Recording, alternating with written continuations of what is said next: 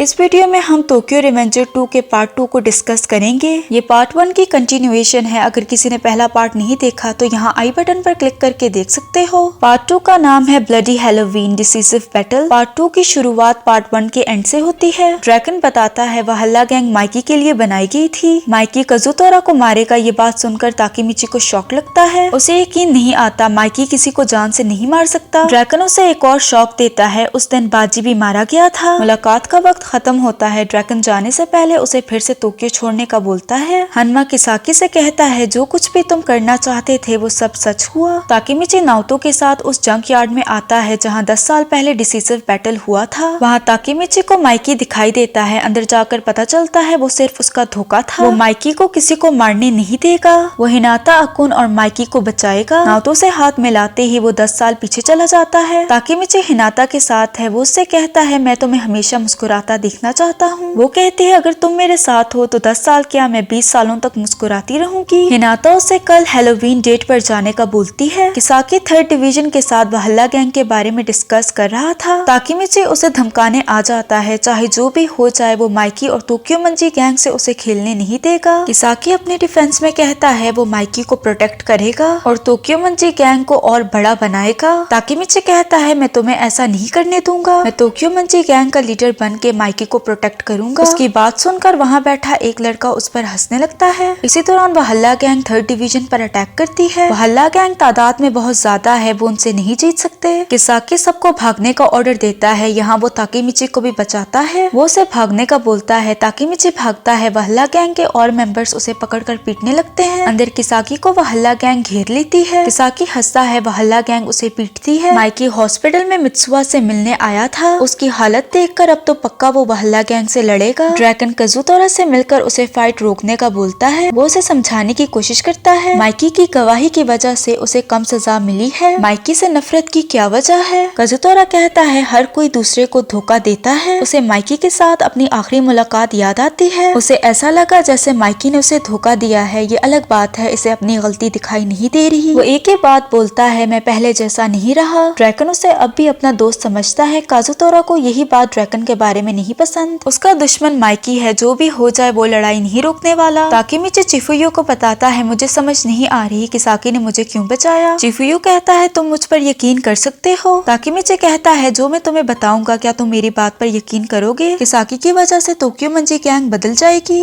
Decisive battle में बहुत सी बुरी चीजें होंगी। मेरी वजह से हिनाता भी मारी जाएगी। चिफुयो कहता है मुझे तुम्हारी बात समझ तो नहीं आई लेकिन मुझे तुम पर यकीन है। मुझे बाजी पर भी यकीन है। वो उसे बाजी के साथ अपनी पहली मुलाकात के बारे में बताता है। इसी के साथ हम फ्लैशबैक में जाते हैं जब चिफुयो हाई स्कूल में था। वो अपने सीनियर्स को पीटता है। उसकी दोस्त उसकी तारीफ करते हैं। चिफुयो ऐसे ही सबसे लड़ता रहा तो पूरा स्कूल उनका हो जाएगा। वो उसे बाजी के बारे में बताते हैं। वो रिसेंटली जेल से छूटा है। वो जाकर उससे भी फाइट करे। चिफुयो उसकी क्लास में पहुंचता है। बाजी दिल लगाकर पढ़ाई करने में बिजी था। ये इस क्लास को दूसरी दफा रिपीट कर रहा है। उसका हुलिया देखकर चिफुयो को वो कंपेटेबल नहीं लगता। बातों के दौरान बाजी अब भी पढ़ाई में बिजी है। चिफुयो उसकी स्पेलिंग मिस्टेक्स निकालता है। उसे हैरत होती है उसे इतनी आसान चीज भी नहीं आ रही। बाजी टेंशन में था। वो दोबारा इस ग्रेड को रिपीट नहीं कर सकता वरना उसकी माँ रोएगी। चिफुयो उसे करेक्ट स्पेलिंग लिख कर देता है। बाजी खुश होता है। टेबल पर बाजी का लकी चार्म भी रखा है। ये वही लकी चार्म है जो ताकेमिची को जमीन पर पड़ा मिला था। चिफुयो उसकी और मिस्टेक्स निकालता है। बाहर आने के बाद चिफुयो के दोस्त बाजी का मजाक उड़ाते हैं। बाजी डेंजरस के बिल्कुल ऑपोजिट है। चिफुयो से लड़ने कुछ लड़के आते हैं। चिफुयो ने जिन सीनियर्स को मारा था ये उनके भी सीनियर्स हैं। वो उससे बदला लेने आए हैं। उन्हें देखकर चिफुयो के दोस्त भाग जाते हैं। चिफुयो बिना डरे उस पूरे ग्रुप से लड़ाई करता है। वो अकेला है, जाहिर है वो ज्यादा देर टिक नहीं पाता। वो उसे बैट से हिट करने वाले थे तभी एंट्री लेता है बाजी। उसकी मदद करने के लिए बाजी उसका शुक्रिया अदा करता है। चिफुयो ने उसकी मदद की, अब वो उसकी मदद करेगा। गुंडा उसे हल्के में ले रहा था। वो उसका चश्मा उतार कर फेंकता है। बाजी एक ही झटके में उसे नॉकडाउन करता है। बाल खोलकर अपना इंट्रोडक्शन देने के बाद वो सबसे लड़ने लगता है। वो अकेला सब पर भारी था। सारे मिलकर भी उसे नहीं रोक पाते। कुछ ही देर में वो सबको लिटा देता है। बाजी अनाउंस करता है चिफुयो उसका दोस्त है। किसी ने भी उसे तंग किया तो टोक्यो मंजी गैंग उसे क्रश कर देगी। बाजी उसे अपने साथ नूडल खाने का कहता है। दोनों एक ही अपार्टमेंट बिल्डिंग में रहते हैं। घर में सिर्फ एक ही नूडल का पैकेट था। दोनों आधा आधा करते हैं। जिंदगी में पहली बार चिफुयो ने किसी से रिस्पेक्ट से बात की और वो था बाजी। फ्लैशबैक से वापस आने के बाद ताकेमिची कहता है मुझे एक दफा फिर बाजी से बात करनी है। सुबह फिर दोनों बाजी का रास्ता रोकते हैं। चिफुयो उसे समझाने की कोशिश करता है कि साकी अच्छा आदमी नहीं है, इसलिए वो टोक्यो मंजी गैंग में वापस आ जाए वो उनकी बात नहीं सुनने वाला था। ताकेमिची उसे रोककर 1-on-1 फाइट के लिए चैलेंज करता है। अगर ताकेमिची जीता तो बाजी टोक्यो मंजी गैंग में वापस आएगा। बाजी उसे मारते हुए कहता है, क्या तुम्हें वाकई में लग रहा है तुम मुझसे जीत सकते हो? चिफुयो उसे रोकते हुए फिर से समझाने की कोशिश करता है। इतनी मार खाने के बाद ताकेमिची फिर से लड़ाई के लिए खड़ा होता है। वो बाजी से कहता है, चाहे कल जो भी हो जाए तुम हर हाल में जिंदा रहना, अगर तुम्हें कुछ हो गया तो माइकी को बहुत बुरा लगेगा। बाजी को समझ नहीं आती, वो उससे कहता है माइकी को कह देना कल मैं टोक्यो मंजी गैंग को क्रश कर दूंगा। ये कहकर वो चला जाता है। माइकी को जब ये बात पता चलती है उसे बुरा लगता है। वो जहाँ बैठा है बचपन में बाजी और वो यहाँ खेला करते थे। लड़ाई के बाद वो हमेशा जल्दी राजी हो जाते, अब उन्हें असली फाइट करनी है। वैसे पिछले पार्ट में टोक्यो मंजी गैंग छोड़ने से पहले बाजी इसी जगह पर बैठा था। उसने वहल्ला गैंग से लड़ने का फैसला कर लिया है। माइकी अपनी पूरी गैंग के साथ मीटिंग करता है। बाजी ने उनके साथ गद्दारी की है, टोक्यो मंजी गैंग गद्दारों को टॉलरेट नहीं करती। ये बोलने के बाद माइकी थोड़ा बैठकर सोचता है। जिसे वो हराने के बारे में सोच रहा है वो उसका दोस्त है। वो फिर से अनाउंसमेंट करता है, मैं अपने दोस्त से नहीं लड़ूंगा। ये बात सुनकर ड्रैगन को खुशी होती है। वो सबको अपना डिसीजन बताता है। वहल्ला गैंग को हरा कर वो बाजी को वापस लाएंगे। सारे जोश में आ जाते हैं। किसाकी सोचता है यही तो मैं चाहता था। फाइनली वो दिन आ जाता है जिसका हम सबको इंतजार था। जंकयार्ड में इनकी लड़ाई देखने और भी लोग आए हैं। हंसेन इनकी लड़ाई को होस्ट कर रहा है। वो दोनों गैंग्स को बुलाता है। एक तरफ खड़ी होती है टोक्यो मंजी गैंग, दूसरी तरफ खड़ी होती है वहल्ला गैंग। ड्रैगन और काजुतोरा आमने सामने खड़े होते हैं। हंसेन उनके सामने दो चॉइस रखता है। पहली चॉइस ये कि दोनों ग्रुप में से 5-5 मेंबर एक दूसरे से लड़ाई करेंगे। दूसरी चॉइस ये कि दोनों ग्रुप के सारे मेंबर्स एक दूसरे से लड़ेंगे। ड्रैगन काजुतोरा से कहता है, तुम चूज करो, अगर हम जीते तो बाजी हमारी टीम में वापस आएगा। काजुतोरा उसे याद करवाता है बाजी अपनी मर्जी से उनकी टीम में शामिल हुआ है। ड्रैगन ने कह दिया सो कह दिया, अगर वो जीते तो वो बाजी को अपने साथ लेकर जाएंगे।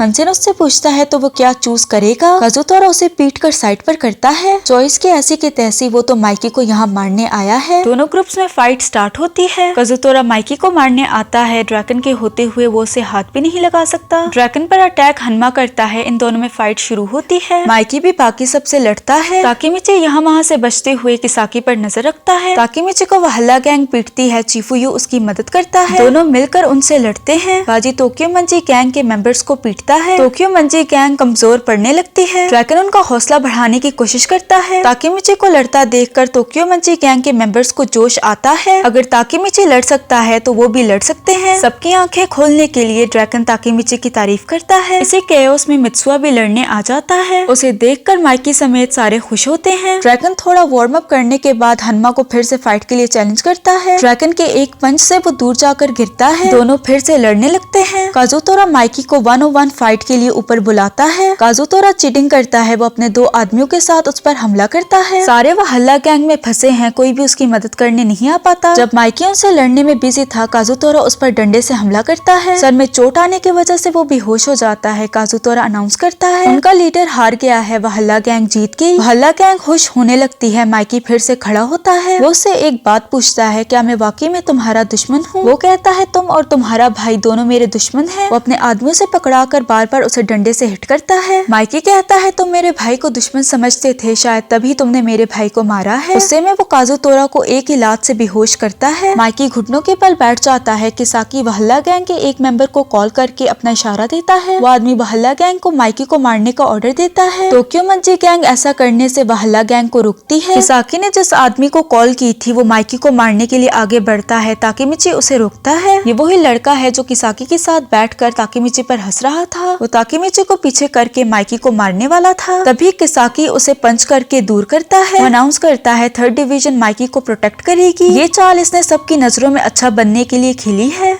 ताकेमिची को अब किसाकी का प्लान समझ आता है। टोक्यो मंजी गैंग जीते या हारे इससे किसाकी को कोई फर्क नहीं पड़ता। दोनों सूरतों में वो खुद ही जीतेगा। अगर टोक्यो मंजी गैंग हार गई तो वहल्ला गैंग उसे कंट्रोल करेगी, और अगर टोक्यो मंजी गैंग जीती तो फिर भी उसकी रैंक ऊपर जाएगी। वो जीते या हारे दोनों सूरतों में किसाकी टोक्यो मंजी गैंग को कंट्रोल करेगा। ये सब कुछ करने के बाद वो ड्रैगन तक का ट्रस्ट जीत लेता है। बाजी किसाकी को हिट करता है। वो 3rd डिवीजन से लड़ेगा। बाकी सब बाजी को ऐसा करने से रोकते हैं। बाजी के सामने सामने चिफुयू खड़ा होता है वो उसे ऐसा नहीं करने देगा। किसाकी को हटाने के बाद तुम्हारा अगला टारगेट माइकी होगा। उसे रोकने के लिए ताकेमिची भी उसकी मदद करता है। मौका देखकर किसाकी काजुतोरा से कहता है बाजी ने तुम्हें धोखा दिया है। लाख रोकने के बावजूद भी बाजी नहीं रुकता। वो उनसे कहता है मेरे लिए माइकी की हिफाजत करना। वो 3rd डिवीजन से लड़ता है। दूसरी तरफ ड्रैगन हनमा को हराता है। बाजी बाकी सारे मेंबर्स को हराने के बाद फाइनली किसाकी तक पहुंचता है। उनके बीच में लड़ाई होती है। किसाकी उसके सामने ज्यादा देर टिक नहीं पाता। किसाकी को हराने के बाद वो काजुतोरा से कहता है ड्रैगन और मित्सुआ को हराने के बाद वहल्ला गैंग जीत जाएगी। चाहे जो भी हो जाए मैं हमेशा तुम्हारे साथ हूँ। बाजी का माइकी से लड़ने का कोई प्लान नहीं है। ये बात काजुतोरा को पसंद नहीं आती। वो उसे पीछे से स्टैप करता है। वो कहता है कोई भी किसी को भी धोखा दे सकता है, यहाँ तक कि तुम भी। उसके नीचे गिरते ही बाकी सबकी सांसें रुक जाती हैं। सारे लड़ना बंद करते हैं। हंसन एम्बुलेंस बुलाने का बोलता है। माइकी होश में आते ही काजुतोरा को लात मारता है। वो चिफुयू को बाजी का ख्याल रखने का बोलकर काजुतोरा से कहता है जब से तुम जेल से छूटे हो तब से मैं तुम्हें मारना चाहता था। मुझे ऐसा करने से रोकने वाला बाजी था। बाजी ने अपनी पूरी जिंदगी तुम्हारी गलती की रिस्पॉन्सिबिलिटी उठाई है। इतना सब कुछ होने के बाद काजुतोरा अब भी अपनी बात पर अड़ा है। माइकी उस पर बैठकर पंच करना शुरू करता है। किसी में उसे रोकने की हिम्मत नहीं थी। ताकेमिची ये सब कुछ देखने के बावजूद उन्हें रोक नहीं पाता। बाजी बड़ी मुश्किलों से उठकर माइकी को रोकता है। इतने छोटे घाव से वो मरने नहीं वाला। वो काजुतोरा से कहता है तुमने मुझे नहीं मारा। बाजी अपनी जेब से चाकू निकालकर खुद को स्टैब करता है। ऐसा उसने इसलिए किया ताकि उसकी मौत का इल्जाम काजुतोरा पर ना आए। ऐसा करने से माइकी के पास काजुतोरा को मारने का कोई रीजन नहीं होगा।